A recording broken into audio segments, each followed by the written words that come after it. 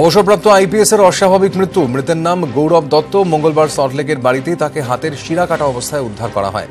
হাসপাতালে নিয়ে গেলে তাকে মৃত ঘোষণা করেন চিকিৎসকরা। পুলিশের প্রাথমিক অনুমান গৌরব আত্মহত্যা করেছেন। সম্ভবত শৌচালয়ে গিয়ে হাতের শিরা কাটেন তিনি। প্রয়াত সঙ্গীত শিল্পী প্রতীক চৌধুরী মঙ্গলবার সন্ধ্যায় হৃদরোগে আক্রান্ত হন তিনি। কলকাতার একটি বেসরকারি হাসপাতালে নিয়ে গেলে তাকে মৃত ঘোষণা করা হয়। শিল্পীর মৃত্যুতে শোক প্রকাশ করেছেন মুখ্যমন্ত্রী মমতা বন্দ্যোপাধ্যায়।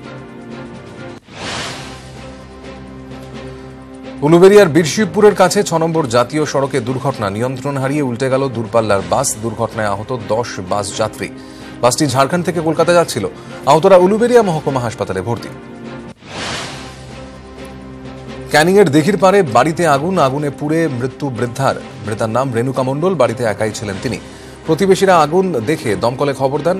দমকল সময় মতো না আসায় আগুন নেভান স্থানীয়রা। আগুন লাগার কারণ খতিয়ে দেখা হচ্ছে। দুই বোনকে ঘুমের ওষুধ খাইয়ে চম্পট দিল দাদা। আসানসোলের সালানপুরের ঘটনায় চাঞ্চল্য। অভিযুক্ত সঞ্জয় নাগ স্থানীয় রূপনগরের বাসিন্দা। এলাকাবাসীর অভিযোগ, টানা কয়েকদিন দুই বোনকে ঘুমের ওষুধ খাইয়ে রাখছিলেন তিনি। এরপর তাদের ঘরে রেখেই চম্পট দেন সঞ্জয়। জ্ঞান ফিরলে এক বোন বাড়িওয়ালাকে ডেকে সব জানান। পরে পুলিশ এসে তাদের উদ্ধার করে। ৩ শ্রমিকের মৃত্যুর তদন্তে ফরেন্সিক। সম্প্রতি ঘাটালের কিসমত কতুলপুর গ্রামে আগুনে পুড়ে মৃত্যু হয় ৩ দিনমজুরদের। প্রত্যেকেই হুগলির গোঘাটের বাসিন্দা। কিসমত কতুলপুর গ্রামের বাপি পণ্ডিতের বাড়িতে দিন মজুরির কাজ করতেন তারা। কাছেই একটি ঝুপড়িতে থাকতেন। দিন কয়েক আগে সেই ঝুপড়িতে আগুন লেগেই প্রাণ যায় 2 মহিলা সহ 3 জনের। সেই ঘটনার তদন্তেই মঙ্গলবার ঘটনাস্থলে এসে নমুনা সংগ্রহ করলেন ফরেন্সিকের বিশেষজ্ঞরা।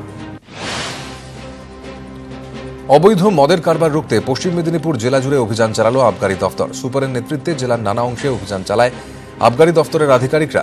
খড়গপুর লোকাল থানা, পোলগেরিয়া এবং বারোগোকুলপুর এলাকায় অভিযান চালায় তাদের একটি দল। পাশাপাশি পিংলা থানার টুঙ্গু গ্রামে হানা দেয় অন্য একটি দল। উদ্ধার হয় প্রচুর মদ তৈরির সামগ্রী। বকেয়া মজুরি মেটানোর দাবিতে ম্যানেজারকে ঘিরে বিক্ষোভ। জলপাইগুড়ির মেটেলির ডানকান গোষ্ঠীর কিলকোট চা বাগানে বিক্ষোভ শ্রমিকদের। তাদের অভিযোগ, গত 2 মাস ধরে মজুরির টাকা পাচ্ছেন না তারা। বিপাকে অন্তত 1200 শ্রমিক পরিবার। শেষমেশ বাগান কর্তৃপক্ষ দ্রুত বকেয়া মেটানোর আশ্বাস দিলে ঘেরাও ওঠে।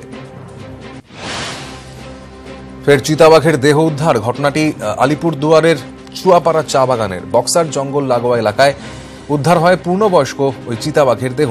দেহটি উদ্ধার করে নিয়ে যায় বন দফতর। এক ধাক্কাতেই তাপমাত্রা বেড়ে গেল 5 ডিগ্রি। বুধবার কলকাতার সর্বনিম্ন তাপমাত্রা 21.9 ডিগ্রি, যা স্বাভাবিকের থেকে 3 ডিগ্রি বেশি। মঙ্গলবার সর্বনিম্ন তাপমাত্রা ছিল 17.1 ডিগ্রি সেলসিয়াস।